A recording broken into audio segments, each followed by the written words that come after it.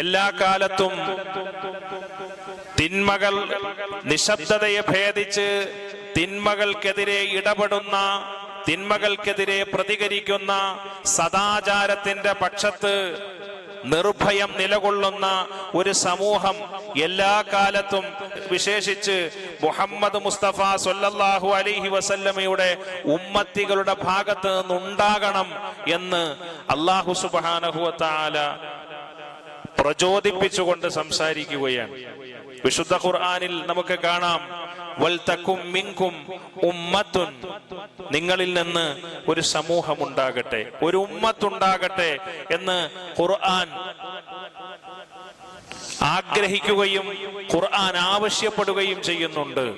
വൽതകും മിൻകും ഉമ്മത്തുൻ, നിങ്ങളിൽ നിന്ന് ഒരു സമൂഹം ഉണ്ടാകട്ടെ, ഒരു സമുദായം ഉണ്ടാകട്ടെ.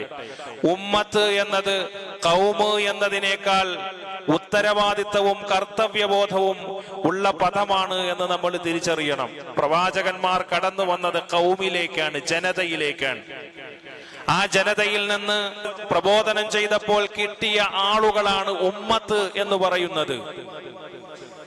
ഉമ്മത്ത് എന്നത് അൽ ഉമ്മത്തു ഖൗമും മഅർ റിസാല, പ്രവാചകത്വത്തിന്റെ ദൗത്യം ഏൽപ്പിക്കപ്പെടുന്നവരാരോ അവരാണ് ഉമ്മത്ത്.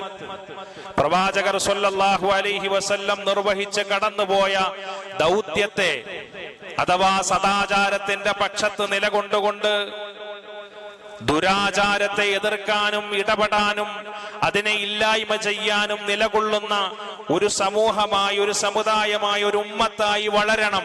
അങ്ങനെ ഒരു ഉമ്മത്ത് എല്ലാ കാലത്തും ഇവിടെ ഉണ്ടാകണം എന്ന് വിശുദ്ധ ഖുർആൻ നമ്മളോട് പറയുകയാണ്.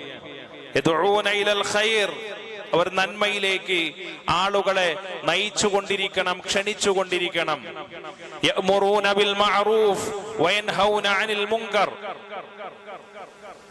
നന്മ കൽപ്പിച്ച് തിന്മയെ വിലക്കുന്നവരാകണം. ഉലൈക ഹുമുൽ മുഫ്ലിഹൂൻ, അവരാണ് വിജയികൾ എന്ന് അല്ലാഹുവിന്റെ വിശുദ്ധ ഖുർആൻ.